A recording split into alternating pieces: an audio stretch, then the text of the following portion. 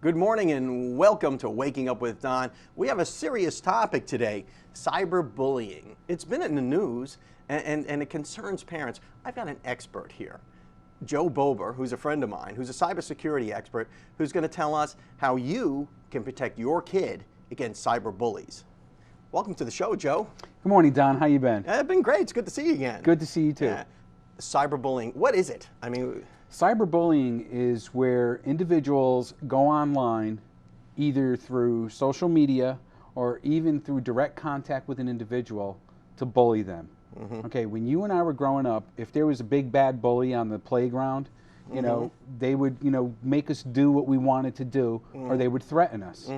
Okay, and now with the internet But age, when school was over, you were done with the bully pretty much. Your safe haven was your house. If you made it to your house, you were okay. In the internet world, that's not true anymore, because all children, it seems like all children have phones. Most of them have smartphones, and with texting and social media being able to be posted from their cell phone, you just don't have that safe haven anymore. There's no safe haven, and they can just harass you 24/7. You know what's really disturbing is some of these news stories. Kids are hurting themselves, are killing themselves, and they're literally being bullied to death on the internet. That's correct. What I do is I go around to different schools, or any organization for that fact, and I tell them about keeping their kids safe and secure online, and about cyberbullying. And what got me interested in this is a case down in Lakeland, Florida, a young girl named Rebecca Sedgwick. And just as you stated, she was bullied for about 18 months over a boy. Over a boy. And after 18 months of just constant harassment, she felt she had nothing to live for, and she went to an abandoned concrete factory and she jumped off of a water tower. That is the saddest story, I think. It is very sad. So what I do, and I did my first presentation last week at Mowat Middle School, and what I try to do is get to the kids just to tell them these are some ways that you can keep yourself safe online, and these are some ways that if you see cyberbullying, contact an adult, contact your parents, contact somebody. Don't let it go on, because we all have to work at stopping this together. Joe, we've got to run off to a break, but on the other side of that, maybe you can tell us about some of the coping mechanisms and some of the tactics that parents can use to protect their kids, and what all kids and parents should know about cyberbullying. Sure. You're watching Waking Up with Don, and now we're going to your local weather, brought to you by the West Pittman Law Firm, westpittmanlawfirm.com. Welcome back to Waking Up with Don. I'm speaking with my old friend Joe Bober, who is a cybersecurity expert, and we're talking about cyberbullying and how you can protect your kids. Joe, what's the resolution to this? How do you protect your kids from being bullied on the internet? You can't always be there, can you? You can't always be looking over their shoulder when they're online. No, but there's some steps that you can take to be a responsible parent. Okay, you do want to make sure that from time to time you do check on where they're going. Okay, you want to make sure that you. And how do you do that? I'm not a computer guy. Well, one thing is you could take your computer and you could put it in a common area. All right, don't let them take it into their bedroom. That way, you always have the ability to look and see what type of pages they're looking at. There's also things that you can click on, like the history of the computer, to see what type of websites they're going to. All right, you want to stay involved with where your kids are going. All right, and I know there's a fine line between respecting their privacy, but when it comes down to respecting the child's privacy or protecting them, I think protecting them has to take has to take precedence over. And what about social media? And at what age do you think kids should get like Facebook pages and Twitter and all that stuff? What is too young? In all honesty, I'm not a child development expert, so I'm going to let the parents make that decision and say it's a case-by-case basis. Okay, but when you're starting out with them, make sure you're there with them. Don't let them start out on their own. Okay, make sure you train them on what sites to go to. Okay, don't expose them what not to go to, because it's just like when you and I were little kids and Mom said, "Don't put your hand on the stove," and you said, "Well, that's right, I'm going to try it because Mom's not standing here," and you ended up with a burnt hand. Now you could also, not that I'm a sophisticated guy, but you can block some sites from your child as well, can't you? Yes, you can. Every Windows computer has a program called Windows Firewall. And Windows Firewall will allow you to block certain programs or certain websites that you don't want your kids to go to. You know, things that you feel might be objectionable to your family, and what might be objectionable to one family might not be to another. So again, you have to make that decision as to what you consider objectionable for your child. Now, you know, in the spirit of full disclosure, you and I have known each other for quite a few years now. We both served together in the Air Force, and you're a cybersecurity guy, and you protected networks from attacks and things like that. A lot of us don't have that level of sophistication. And how are we to, I mean, you probably have protected your kids pretty well on the internet, only because you have that knowledge. I mean, I'm a techno peasant. You know, other than just, you know, passing by and seeing where they occasionally go, what can a parent do? And two, when you go to schools, what do you tell these kids? Well, to answer the first question on protecting our kids, when our kids were growing up, because our kids are about the same age, the internet was just coming into its own. That's true. Okay, and there were programs out there like Net Nanny, and there were also different ways that you could configure Windows to say, okay, I'll let this user on, but only at this time of the day. And you can still do that, but what ends up happening is the kids end up talking their way, saying, hey, look, all my friends are playing this game, and the parents look at it and say, okay, this is a harmless game, and they start expanding those privileges. Right. Okay, and that's where, you know, you and I would call that creep. Yeah. Okay, it starts creeping in. Mission creep. Mission creep, and the next thing you know, they're on 24/7. Meeting creeps. That's right. That's right. Yeah. So, you know, it's something that you have to decide. But there's programs out there. You can go to any software store and say, look, I'm trying to restrict where my kids are going. I'm trying to protect them. You know, what type of applications are out there that you can sell me, you know, and what type of training, you know, comes with it. Is it easy to use? Because a lot of people are scared to put new programs on. So what are you telling these school kids when you do your presentation? Do you tell them to look out for each other? I tell them to look out for each other, and I try to get across to them that the internet is a tool. And it's no different than a saw, a hammer, or an axe. Those are very good tools, and they have a very specific function. But if those tools aren't used properly, they can be very dangerous. A saw, a hammer, or an axe could be a weapon. That's exactly right. Yeah. And now with cyberbullying, the internet can be a weapon as well. And I try to teach them how to recognize whether or not somebody's being bullied, and to go get an adult, a teacher, a counselor, their parents. And it's not just other kids. I mean, your kid could be the bully. So there is internet etiquette, right? That's correct. For social media that kids need to learn. That's correct. And parents need to know that the Florida legislature is actually considering passing laws to outlaw cyberbullying. Well, Joe Bober, we're just plumb out of time, but thank you so much for coming on the show and helping us be more aware as parents as to how to protect our kids from cyberbullies. Anytime, Don. Thank you for having me. All right. We'll be right back after your Max Biz Minute from Zenovia. Zenovia Andrews, your business system strategist, and I am delighted to be inside the Max Out Studios bringing you your Max Biz tip for today. Our topic this week is things to consider when building your website, that amazing website. And today's topic is, does it represent your brand? Does your website represent your brand? You know, everything on your site, from the content down to every little icon that the designer used to design your interface, it sends across a message to your users. And you want to make sure that that message, it aligns and it matches up with your brand. Now, when speaking of your brand, you've got to make sure that your message and the content that's on your website, it's consistent. You're not talking about you're the expert of photography one day, and then the next day or the next page on your website, you're talking about that you're a chef or some sort, right? You want to make sure that your message and your content is consistent throughout your entire brand. In addition to that, you want to establish your website as you being the authority and the expert in your area of expertise. And number 3, you want to make sure you get this one. This one is really important.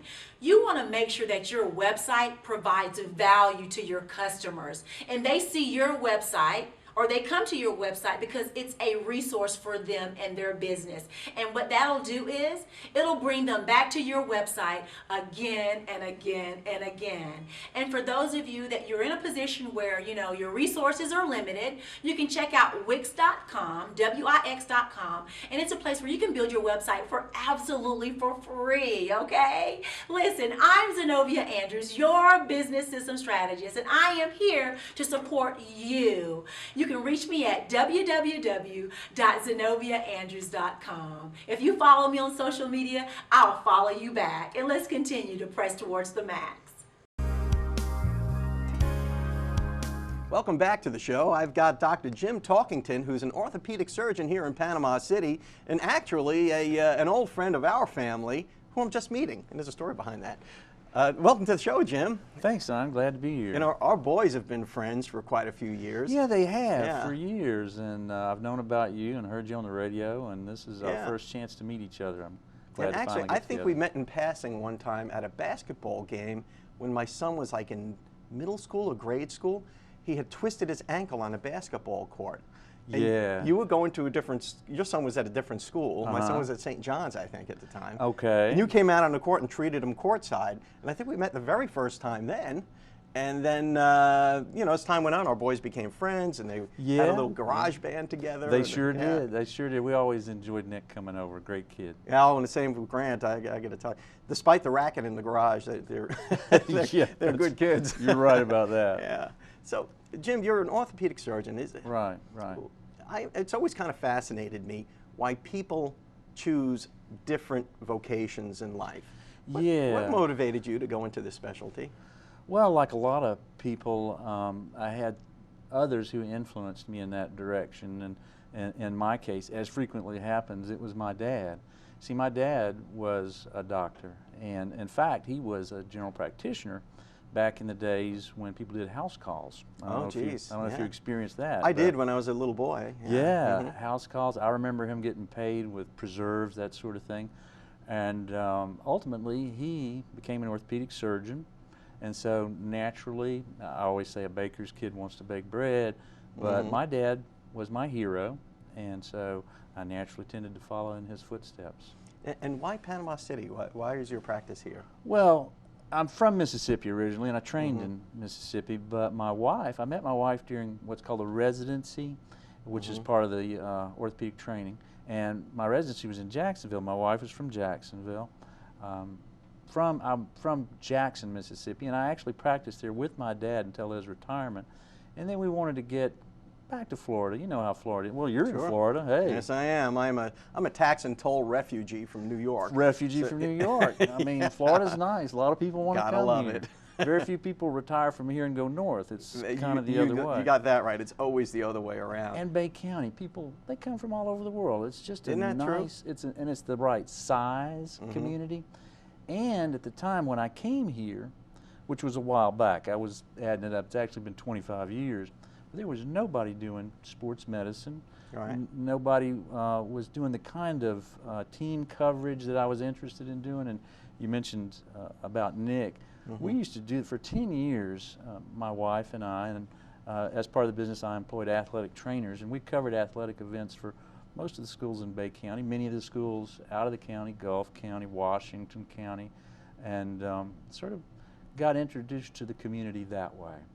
Well, you know, I want to talk a little bit more about your practice after these messages, and maybe we can even talk about some of the more common athletic injuries that we need to look out for, maybe how we can prevent them from even happening. Sure, yeah, that'll be good. You're watching Waking Up with Don. I'm speaking with Dr. James Talkington. We'll be right back. Welcome back to Waking Up with Don, and thanks for watching. We've got Dr. Jim Talkington here, and he's an orthopedic surgeon, and we're going to talk about some common injuries and how you can avoid them. What is the most common injury that you see, sports injury? Well, the most common orthopedic injury, period, is the ankle sprain. Yes, I've had one of those. I mean, most people have. It's a sprain is an injury to a ligament, and you sometimes experience this rolling of the ankle, and if it's bad enough, it can be almost like a broken bone. It can be 6 weeks or so to recover, and it can become a recurrent problem. So, because that is very true. Yeah. I had sprained my ankle as a young man playing Frisbee. And went to the military dock, and they put me in a cast, in a walking cast. It was a bad sprain. Yeah. Fast forward about 3 years, I go skydiving. Sprain my ankle again, very same ankle. They put another cast on, a walking cast. So now my left ankle seems like it's probably weaker than my right now. Yeah. What's going on in there, Well, Doc? well, What's happened to my ankle? not having examined you, and I can't speak specifically about you, but I can tell you what's common. What's common is, you see, after an injury like that, there's some atrophy. All the tissues are affected. It's what's called disuse atrophy. The muscles and tendons, they get a little shorter, they get a little weaker, and now some routine activity of daily living, they're not able to accommodate to that. So an important part of that, and it may not have been applied 20 years ago in your case and others, is physical therapy. In other words, once you're done with the rest part, in your case the immobilization, it's real important to bring those tissues back to the strength and length that they were in before the injury, or even better, hopefully, so that you don't experience that same thing. So that's one of the things that sports medicine emphasizes, is the stretching, strengthening, and improving the muscles, tendons, and joints to the point where you're less likely, well, first of all, speed your recovery, and then make it less likely that you'll have a recurrent or persistent problem. So it's not just healing it, it's building it back up to its, or as close as you can get to its previous state. The rest is just the first part of it. And it depends on the degree of injury about the length of time. There's some nuances to that, but almost universally, you're going to need to do some stretches and strengthening. Stretches and strengthening. So ankles are a big one. Ankles, you know, you Well, probably see some breaks too. I see a lot of knee injuries. I see, you talk about, you and I were talking about not being 20 years old anymore, calf injuries. There's a common injury that, picture yourself on the tennis court and you're going for a ball and you feel this pop in the back of your calf and you think, well, somebody just hit me in the calf with a tennis ball. But really what happens, there's a place, one place, where the muscle meets the tendon in that calf and it tears. And that's a common injury in the 4th decade of life. Wow. Now, it doesn't need surgery, it recovers, but I see a lot of that. And one of the reasons that people experience that is because that muscle tendon unit is no longer prepared to do what you're asking it to do. And so that speaks to the importance of continuing stretching and strengthening through the years in order to maintain your ability to do the things you did in the past. We've got to run off to another break, but on the other side of that, maybe you can, I saw you brought some models. I did. Maybe you can kind of graphically show us what's going on inside of our joints when we stress them out like that. Be happy to. You're watching Waking Up with Don. We'll be right back after these messages. Doc, you brought some pieces and parts here with you. Yeah. That's a medical term. It is. that I just invented. Or props. But we were talking off camera about knees. Yeah. And how we can preserve. There's a lot of moving parts to your knee. A lot of moving parts, and people want to know what's going on, and I use these models in my practice. And one of the common injuries I see is meniscus injury. What exactly is a meniscus? Yeah, that's one of the, let me show you. If and again, I think we've got this on camera. I tell people there are 2 different kinds of cartilage in the knee. One is this smooth blue rubbery stuff that you see, for example, on the end of a chicken leg or a turkey leg. And that's what wears away, for example, with arthritis. And different patient populations are going to be more or less prone to that. But the other kind of cartilage are these leather-like pads, and they're represented here. There's one on either side of the knee. And just like leather can tear, these things can too. And you don't have to be in a train wreck to tear those things. For example, they don't have any nerve endings in them. You may stand and turn, answering the phone, when somebody calls your name, and that shear, that twisting like that can in fact extend a tear into the body of this leather-like pad called the meniscus. And you might not feel it the moment it happens, but now the knee aches, you may have some swelling. When you try to get into the car, typically people say, hey, I'm getting in and out of the car and I have this sharp pain. Or you may feel a pop. Now, not all pops mean you have a meniscus tear. But when you put that together with joint line tenderness, and during the exam, I'll twist the knee a little bit, look for joint line tenderness, look for that internal swelling, and all those are signs of a meniscus injury. Now, the important thing about a meniscus injury is that most of them aren't going to heal entirely on their own. So those are the kinds of things that people have that procedure, that arthroscopy, about. Ah, the arthroscopic surgery. Now we've got a shoulder here, I suppose. Yep, this is a shoulder. This is some other really common things. Let's see, is this good?